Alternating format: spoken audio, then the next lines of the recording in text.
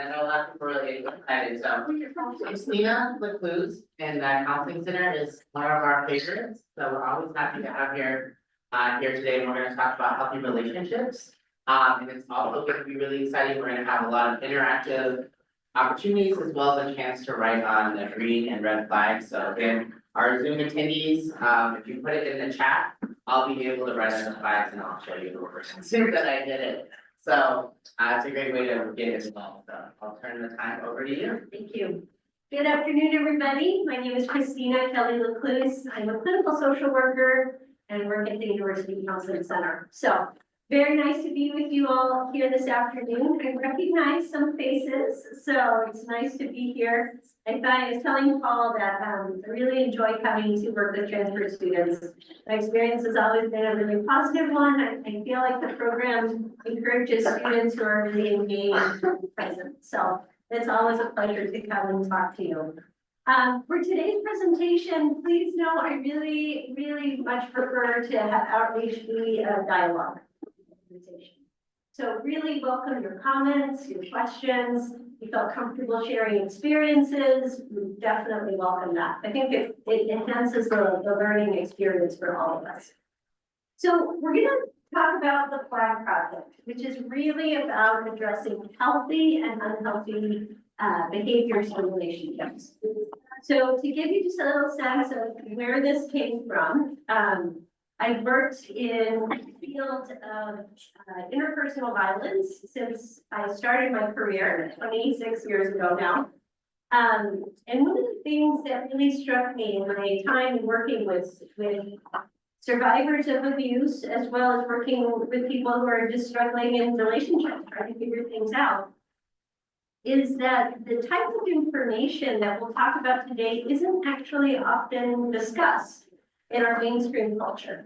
We don't do a great job, I think, in being able to really talk about what to look for in a healthy relationship and also how to spot an unhealthy relationship.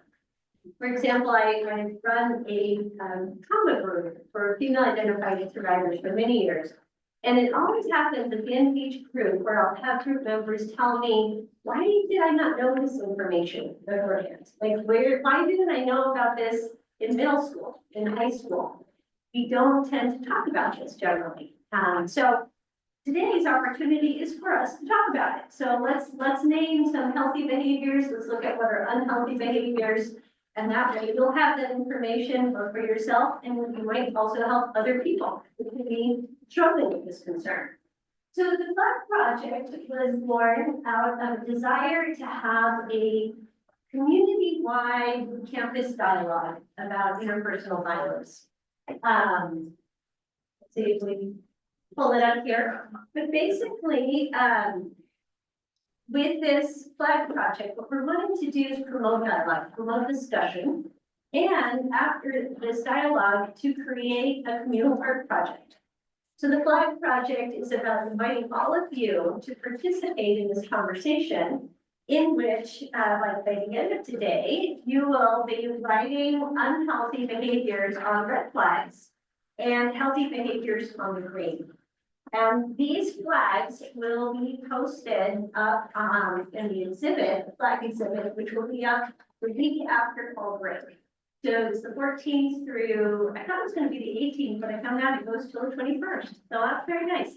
The exhibit is going to be out by the outside the Union. You all are familiar with the big block U. You don't know that big kind of rock statue thing that's there, and there's a lawn space right by there. So that's where the exhibit will be. So please keep your eye out for it. Your flags will become part of that exhibit. So as part of this, what we'll be talking about, moving forward here in our slides, is we're going to look at material from this wonderful organization that's called One Love. And One Love was born sadly out of a tragedy from the University of Virginia back in 2011. One of the college students there named Yardley Love was murdered by her boyfriend, her college boyfriend at that time.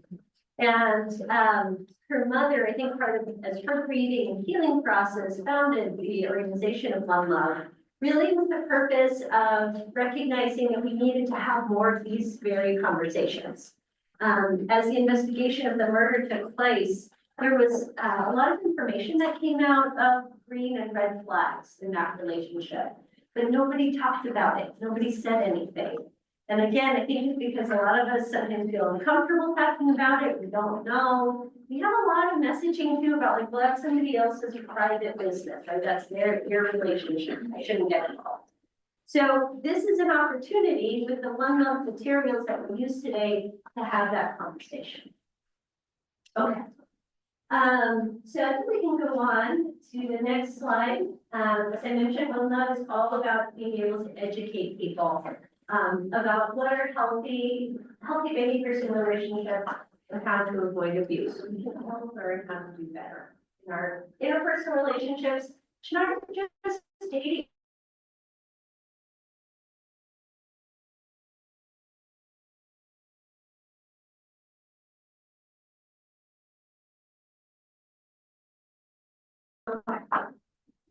Maybe for our next slide, what we'll be doing is we're going to take a look at a video that's going to walk us through some of these signs.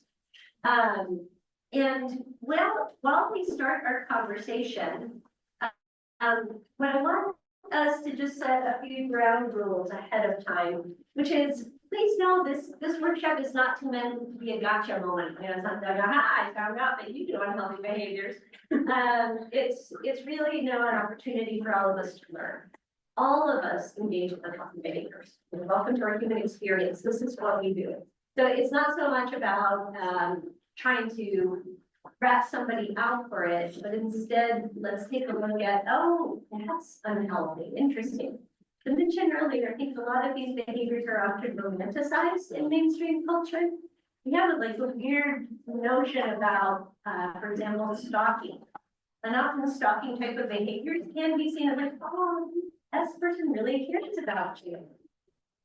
It's a whole other way of interpreting stalking behaviors. So, let's, as we're looking at this information and having this conversation, I want to invite you all to use I statements. So talking from your own experience, what your own thoughts or feelings or reactions are. And if you don't want to share something, by all means, do you have to. And kind of also want some dialogue and bring people to ask questions and make comments. Okay. So I think our next slide is going to be a video. I think that comes right after this. This isn't but when we look at this, one thing I want to mention before we dive in is that it is interesting to me how much these behaviors, both healthy and unhealthy, know no barriers. So they transcend socioeconomic level, religion, education, race, ethnicity, culture. So certainly there's cultural context that we'll need to take into consideration, but a lot of those unhealthy behaviors do show up as a pattern from across all. So interesting thing to keep in mind. Unhealthy relationships is really fast-paced involvement. And it's an interesting thing because I would wish for all of you that fabulous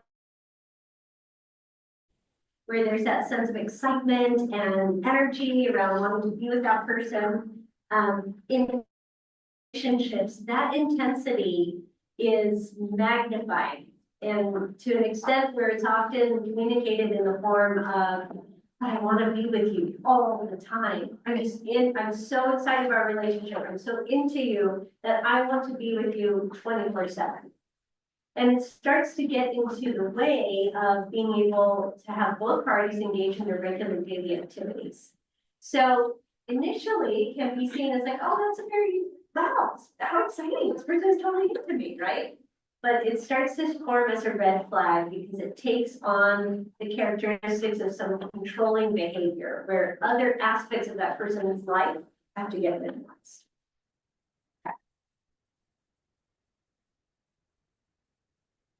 And, okay, possessiveness. So this is another one where, again, we oftentimes in our culture can romanticize this. So with possessiveness, there's a sense of ownership of that person, a sense of like, no, but I am your partner, and so I want to be the one to spend all of my time with you, and you need to spend all of your time just with me. If anybody else it comes into play in regards to spending time with, like friends, family, then that is starting to be seen as a threat. So there's a sense of like, no, you belong to me.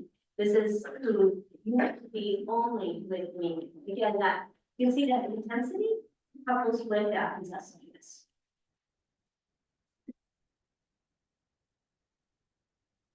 You know what I'm thinking, Paul, is it might be easier if we just go through the handout. Definitely. You want to use yours? Thank you. Because that I think will get us through things a little bit quicker that way. So, jealousy is another sign, and that jealousy is again one of those unhealthy behaviors. I want to clarify with jealousy. So, feeling jealous is a pretty common human experience. That in and of itself doesn't have to mean that you're engaging in unhealthy behaviors. But when that jealousy is used to control another person, that's where it starts to take a dark turn. So for example, with a comment that is often made are things like, but I want to spend all my time with you. Why do you have to go out with your friends? Why do you have to go see family? Why were you talking to so-and-so? Why do you have this person's text on your phone? Why did you have to contact them at all? So things like that, where that jealousy is not a sign of love. It's truly a sign of insecurity. Okay, then we can look at things like belittling. Belittling is making somebody feel less than. Oftentimes done by little critical comments, you know, sharp little jabs. What's really confusing about these relationships is that they're not this way all of the time, right? So the person usually they fall in love with in the beginning tends to be the Princess Charming, you know? That tends to be this person that is wonderful and exciting and lovely to be with. And then some of these behaviors start to develop over time. And that's where it's a little hard to catch, because if you have a negative critical comment, like, well, that was a stupid thing for you to say. Why did you do that? And then the next minute, the person is like, but I love you so much. I really want to spend all of our time together. You know, confusing. Not really confusing. Let me do a quick pause and just ask, as we've gone through some of these things, both with healthy behaviors and unhealthy behaviors, what are your thoughts? Are there any things that are surprising to you here? Anything that you'd like to know more about? Or something that you can recognize from simple in culture, we can often romanticize? Yeah. But like teasing too much be a thing with like guilty. Ooh, Like teasing can be good, but if like, absolutely. it's like too much teasing. Yeah. Well, let's talk about teasing, because what do you think might be characteristics of like fun, enjoyable teasing, and where do you think it might take a turn? Or like if you're laughing, it's probably good. I mean, well, laughing can also be covered up for like insecurity, I guess, so.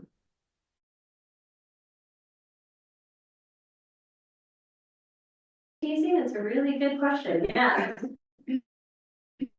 I think if a partner is like kind of throwing the other partner under the bus, like, or you're gonna be like the butt of the joke to my other friends or to other people versus like, we're private or we're in a safe space with people that we know we're all having a good time. You said, excellent observation. So there's kind of a jab in this, and that it becomes a negative, right? Yeah. I think there's to know your partner's insecurities, and so if you know it's something that you're sensitive about, I think It's a lot of sense. I think in healthy teasing, there is a sense of give and take. You know, 'cause there's a sense of like, yeah, you know, I might poke a little fun at you, but you can totally poke back. And it's fine, it's fun, it's even enjoyable, you know? But there is, I think, an underlying sense of respect, a sense of like, we're having this fun moment, but I'm not trying to demean you or put you down. Great question. Go ahead. Part of it too is like with teasing, if you accidentally went too far and your partner said like, oh, that actually hurt, I didn't like that. If you were still in like the safe space of teasing, you're like, oh, I'm sorry, like I won't, and you don't do it again. Whereas like if it's literally or whatever, you go, oh, well, you're just being sensitive, oh, you're right, you make it their problem. Beautifully said, beautifully said. So what you'll see with a lot of these unhealthy behaviors is that a lot of them dovetail with one another.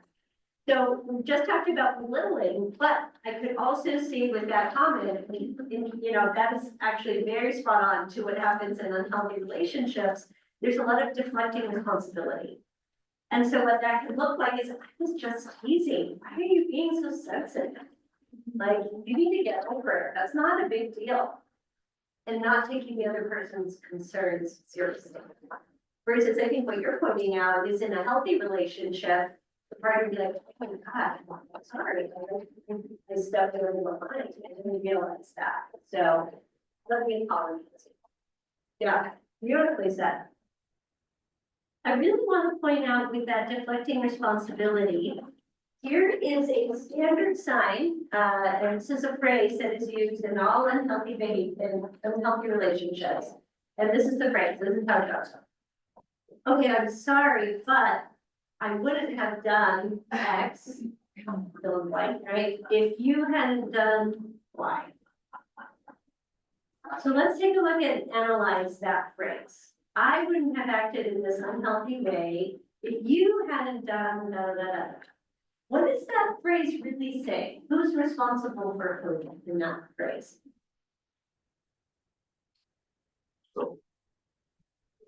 So if I'm saying my behavior is really a consequence of what you did to me, that's basically saying I'm not responsible for me. You are. Interesting, huh? Notice how it's subtle and a bit of a mind twist. And what ends up happening in unhealthy relationships is this messaging is communicated time and time and time again, along with some of these other behaviors. So criticisms, put downs, and then switches over to, things are great, I love you so much, let's have fun together. So it's you know, this mind work that's very confusing. But when you hear time and time again, I'm not responsible for this. Like, I wouldn't have had to smash your phone if you had just erased Jeff's number like I told you to. Then it communicates to the other person like, right, I'm the one who's at fault here. I'm the one who's done something different. And so what ends up happening is this person, the victim in the relationship is constantly trying to change, thinking that if they can just act the right way, all of this unhealthy behavior will stop. And the myth about that is believing that we can somehow control what another person does. And that's the big lie. We can't. So at the end of the day, the only person on this planet who I have any say over is me. True. So it doesn't mean that other people's actions don't make us mad. That's understandable. Again, like Jeff, very common human experience. But what I choose to do with that anger and how I choose to respond and react to that,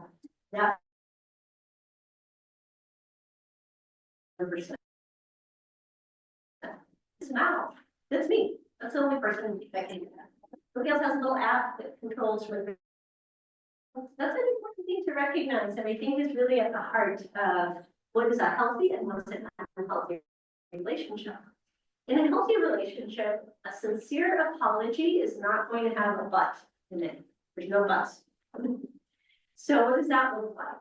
Well, in a healthy relationship, because we will make mistakes, welcome to our human experience, this is what we do. We will make mistakes. But in a healthy relationship, what we're going to say is, I am so sorry. I see that what I said or what I did really hurt your feelings. I take full responsibility and I'm really sorry. I don't want to hurt you. That's the last thing I would want to do about someone I care for. So that's on me. I'm gonna try to do better and I'm gonna learn from this. No buts, no, but you did this other thing. No, it's just the I screwed up. I really am sorry. I'm gonna try to do things differently. How does that sound to you? How does the butt apology versus the taking full ownership apologies? So how do you balance that? I feel like there really was like problems on both sides, like maybe you can own yourself, but if you do like they've also done, how do you balance like holding them accountable if they actually have wronged you too? Did you mean that's right? Like how do you balance those two things? Absolutely. So this is where an I statement can really be helpful. So I felt really hurt when you engaged in this behavior. So when you did this thing, you know, that's what your actions affected me. So that's the consequence of that, right? In an unhealthy relationship, what tends to happen is the person mobilizes and again deflects responsibility. So having done, you know, or you're the one that made me angry. No, I made me angry. I decided to be angry. But again, conflict will happen. So it is helpful to talk through behaviors. It's very different if I were to say, hey, you know what, when you, stood me up the other day and we were gonna meet to study at the Marriott and you didn't show up. Yeah, I was kind of frustrated by that because I made time to go meet with you and et cetera, et cetera. So I felt frustrated by you not showing up. That's really different from, you are so lame, you never follow through with what you're supposed to do. You see that difference? Yeah, Of course, you know, so. Yeah. When you notice a pattern though, when is it a good time to remove yourself from the situation? Because for me, like, you know, when do I draw the line? How many red flags do I skip? such a great question. Tricky to know. For me, it's like, this is why I want you all to know this so you can run. It's complicated. It's complicated because these relationships, unhealthy relationships, they never start this way. These unhealthy behaviors develop gradually and over time. And it's not consistently done. So it's a real, that's what I mean by that mind work, right? Because sometimes the person is the person you fell in love with. You know, or again, if it's a roommate or friendship or family, this person you love. How easy is it for any of us to just turn around and walk away from someone that we love? Yeah. But I think what time is the biggest teller, because while a person who engages in unhealthy behaviors can mask it for a little while, these signs start to show up. And they'll be showing up intermittently, but when you start to see that pattern develop, that's a concern. That's a time to really seek some help, get some guidance, see if it might be time to change things up. One of the issues that's difficult about people who engage in unhealthy behaviors, and again, all of us engage in unhealthy behaviors, people who end up being abusive, verbally abusive, mentally abusive, physically abusive, they do all of these things. Not all of the time, some of the time, but they inevitably engage in these behaviors. And what's really tricky, even clinically speaking, from a psychological perspective, really hard to treat somebody who doesn't think it's their problem. How do you help someone change and like, well, that's not me. That's my partner's fault. I wouldn't have had to do X if they hadn't done mine. So there's that lack of ownership. Yeah. Along with like the other thing too, I've heard it described as like boiling a frog. Like you put a frog in a pot of like cool water and you gradually increase the temperature and it never jumps out of the pot because it doesn't realize that the water has started to boil. So exactly right. So it's like, Yep. it's hard to decipher like, are they just normal human beings that make mistakes sometimes? Right. Or are they like an abusive partner? Right, exactly. Yeah. And when you have somebody who is healthy, and conflict will occur, because it happens in all our relationships. Both people are like, you know what? I want to learn and I want to consistently try to do better. What happens in abusive relationships, it's always the, I'm so sorry, I'll never do that again. And then 5 minutes later, we're back in engaging in these behaviors. So there's no learning, for folks who engage in abusive behaviors, again, consistently across the board, oftentimes this is what was modeled to them as children. And so this is why we have intergenerational violence. Hard for us as humans to not repeat patterns unless we learn to do something different. Please hear that. I work with many people who have grown up in violent homes and they do not repeat the same pattern. But why? Because they make a point to learn to do something different. As humans, we tend to go back to what we know, right? Especially in moments of high intensity, emotional intensity. But we can learn new things. Always a believer in that. You gotta own yourself though. You gotta own what's yours to own and learn something new. Great questions. Okay. Let's take some case examples, okay, and see if we can start to apply this. Did you have another question? Yeah, Yeah. so for example, right, for an unhealthy relationship, what's the best method for just the relationship to get better? Does it get better over time, or does it increase even, like, does it keep getting worse, or? I would say that in healthy relationships, when there's a continual engagement by both partners and an interest in learning what works, in learning better communication, in learning better ways of resolving conflict, and there's not only a desire to learn, but an application of what's learned into their behaviors, that will really help. But in unhealthy relationships, the person who's abusive ends up not wanting truly to learn. Yeah. Again, it's an interesting framework, right? The person who ends up in abusive behaviors, they often see themselves as the victim, which is curious. They don't see themselves as being the person who's causing it. So, like, why would I change? I'm the person who's being abused. Yeah. Interesting. Any other questions or comments before we do some case examples? So let's see. True or false, you have to stay in a relationship unless there are 2 or more of the unhealthy relationship behaviors. Oh, Okay, and why? you can leave a relationship at any time. Yes, that's right. Hard to do, right? Not always easy to do, but feasible, possible, yes. Good. Okay, let's do another category. What would you all like to choose? Healthy relationships, 100, Healthy for, no one else. okay.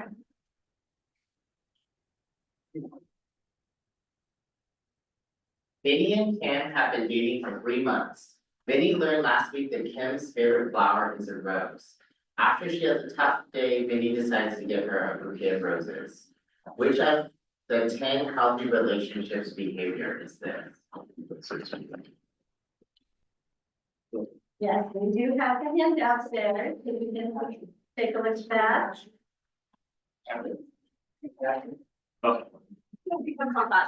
Compassion, yeah. Kindness, again, a lot of these will, dovetail with one another, kindness, thoughtfulness, I would say. Yeah. Good. Read one, play up. Good, all right, let's do another one. What do you all want to choose? Unhealthy, 300. All right, Unhealthy 300. That says, after a few months of dating, Kim and Maggie are hanging out alone in Kim's basement. Kim keeps trying to take off Maggie's shirt, but Maggie tells her she doesn't think she's ready for that. Kim responds, well, if you love me, then you do it. Which of the 10 unhealthy relationship behaviors is this? Why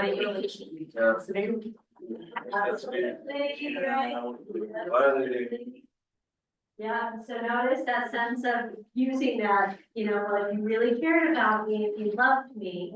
And what is that saying about boundaries? Yeah, Well, it says that they're not respecting you, And other thing that my mom always said is like, someone who loves you will never make you choose between one thing and the other. So like, oh yeah, but who do you love more, your family or me? Ooh. That's. Oh, wise mama, yeah. Wise mama, that's right. That's exactly right. I love that. Good, good.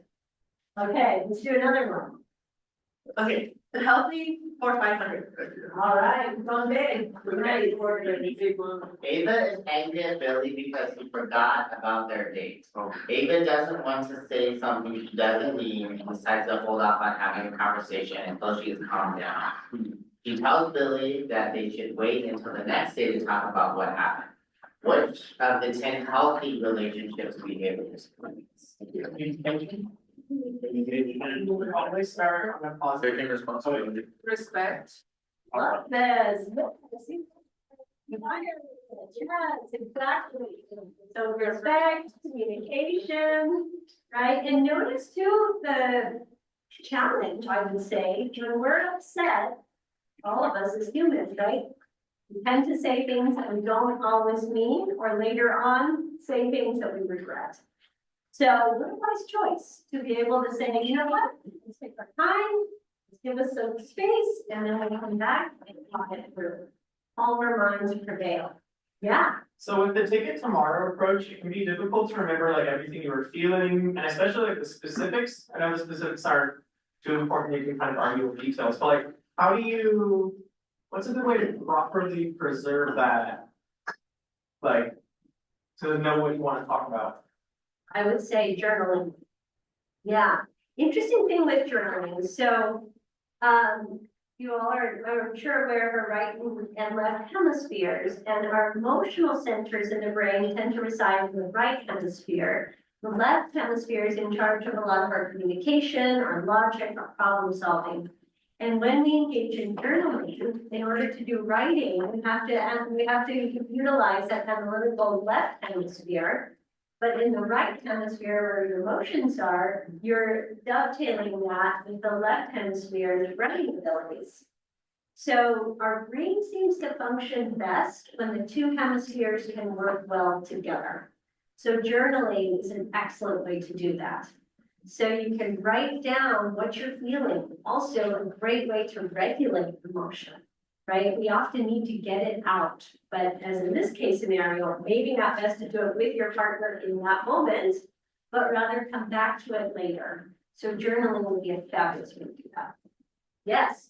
I just want to comment that I think planning the follow-up conversation is a really good idea. Sometimes people have that impulse of like, okay, I know I'm gonna say something mean, so I'm gonna take myself out of the situation. But then you come up with like an avoidant, like attachment style. Yes. And so that can leave the partner, you know, if we're having a discussion and you just get up and leave, that can make you feel very abandoned. Yes. So saying like, I wanna talk to you about this. Can we schedule this for 9 AM tomorrow morning? Or I will come back to you when I'm ready. You can go. Are you a along. psych major? Excellent comments. That's right. In fact, there's an interesting dynamic called the withdrawer and the pursuer, often occurs in relationships. So what tends to happen, and it does tie back to attachment styles, that's a whole other presentation that we do. But in the withdrawal and pursuer dynamic, depends on how people react to conflict. So for those who are conflict averse, they tend to withdraw. And what often happens in dynamics in couples is that one is the pursuer and one is the withdrawer. So as the withdrawer withdraws, the pursuer gets anxious about the withdrawal.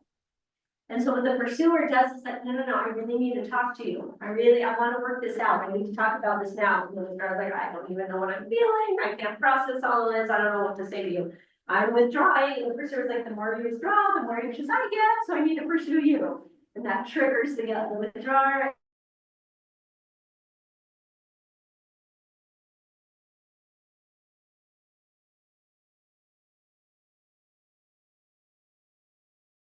But with this, kind of similar to the comment from earlier, I think to break that pattern, one, it's helpful for both partners to recognize what each of their reactions to conflict is. Are you a pursuer or are you a withdrawer? You don't have to be just one or the other, but it often is a pretty common dynamic.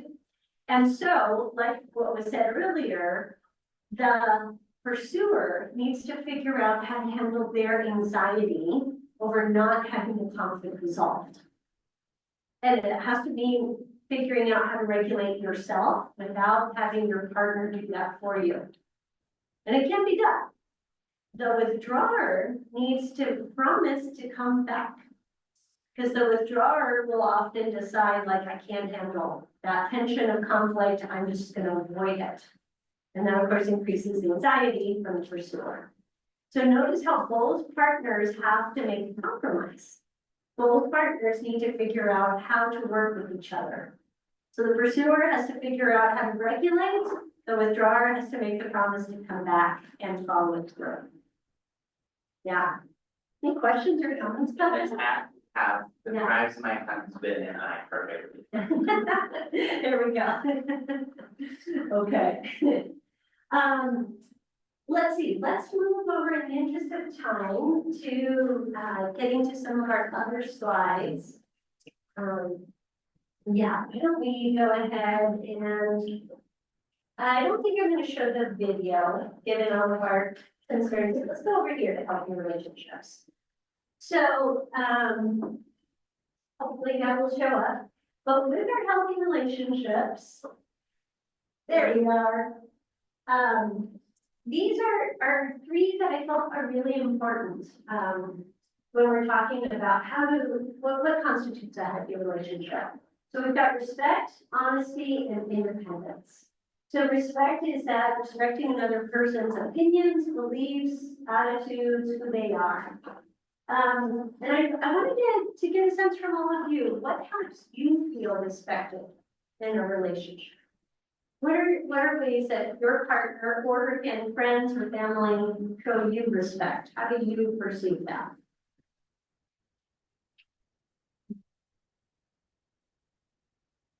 Yeah, For me, it's allowing me to interact in the things that I want to do. So, Yeah. because I'm an extrovert, so I go out and meet with people. Then my partner's like an introvert. Yeah. So it's like, hey, like, why are you going out? You know, let's go out together. I would stay home. Yeah. So I'm like, you know, we've been home all day. I want to go and do something. Yeah. Absolutely, love that. Notice again how that ties into with independence. So I don't know if this works in your relationship, but it isn't uncommon to have an introvert and an extrovert together. But if there's a sense not only of trust, but respect, each person can do what they need to meet their needs, and it doesn't have to be threatening to the relationship. So like, for example, you might decide, hey, I'm gonna actually go have a guys night out, you know, or I'm gonna go to a game or I don't know, whatever you want to do. And the other person's like, yeah, I need to stay in, like, that's for me, that's my self-care, that helps me. Cool, that doesn't have to be threatening. And you agree to find time to spend together, but you can also respect each other's independence. And there's a sense of trust that boundaries will be respected. If somebody goes out and they're with the guys or with the girls, that's a sense like, cool, I respect that you're gonna do that, respect what are the dynamics of our relationship. Other examples, behaviors or signals for respect for others in the room.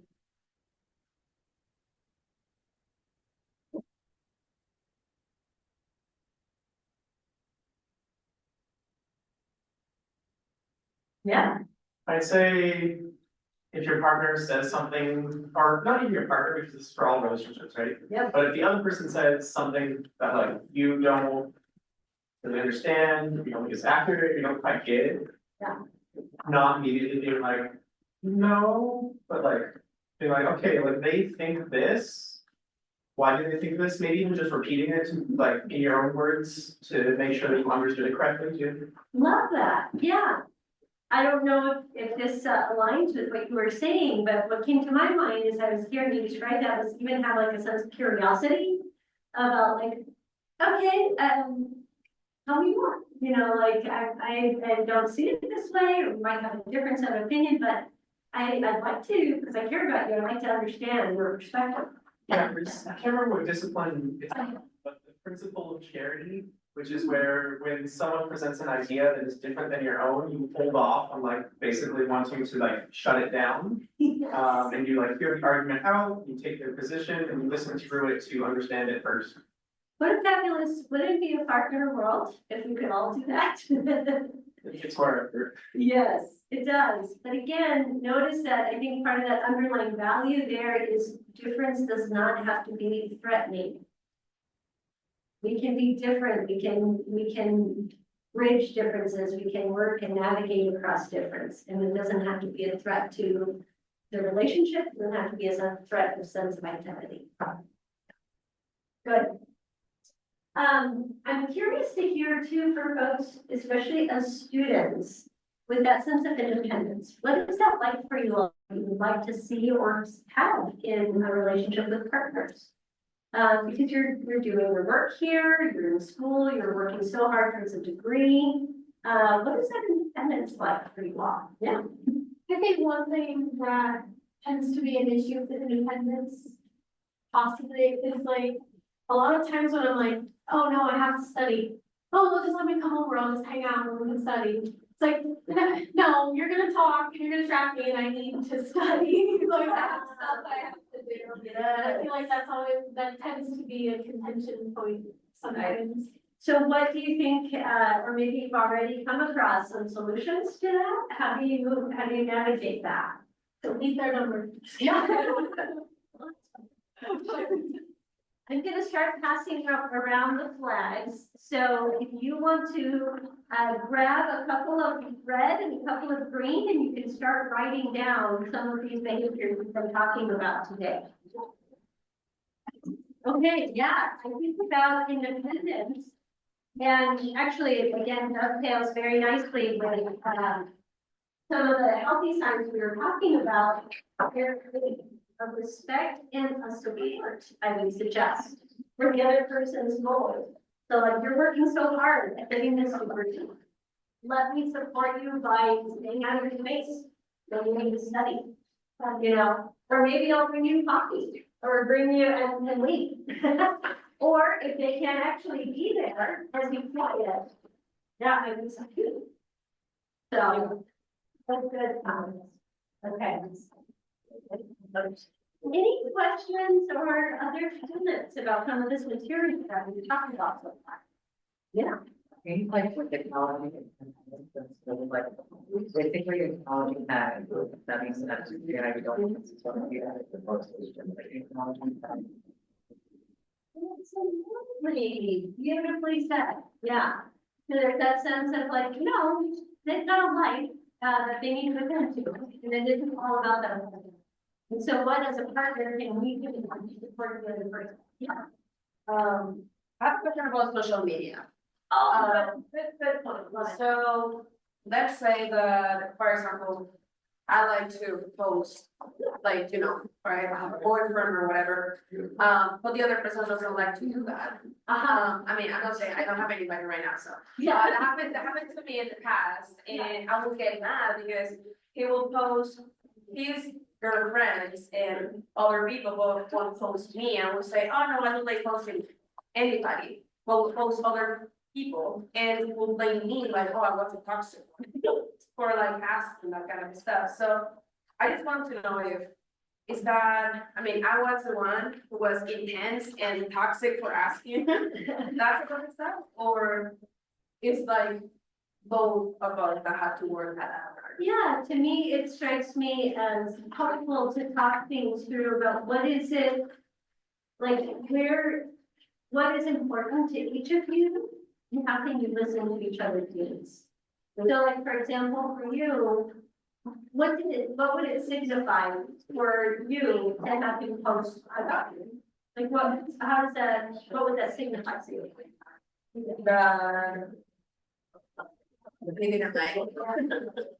So see, to me, when we're talking about these interactions and trying to determine what's healthy or what's unhealthy, we always need to get at what's the underlying issue, right? So if posting, like say he just posted about his friends and never posted anything about you, well, I could see how that could be hurtful for you. Because you're feeling like, hey, I'm an important part of your life. Why am I not? Why are you not doing that? In a healthy relationship, you talk about that. You talk that through. You're like, so what's going on with that? Like I'm seeing this disparity. You know, why is that? You know? And it'd be interesting to hear his point of view, right? Like Davey is saying, like this relationship is, I don't know, whatever it is, however he sees it.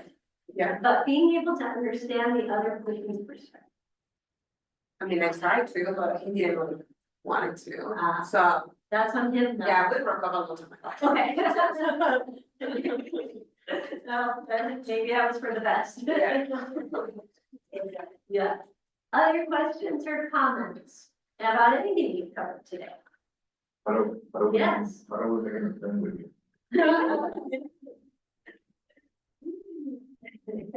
I'm sorry, what did you say? Or how do we make an appointment? I don't make a point. I have my, we have brochures. Yeah.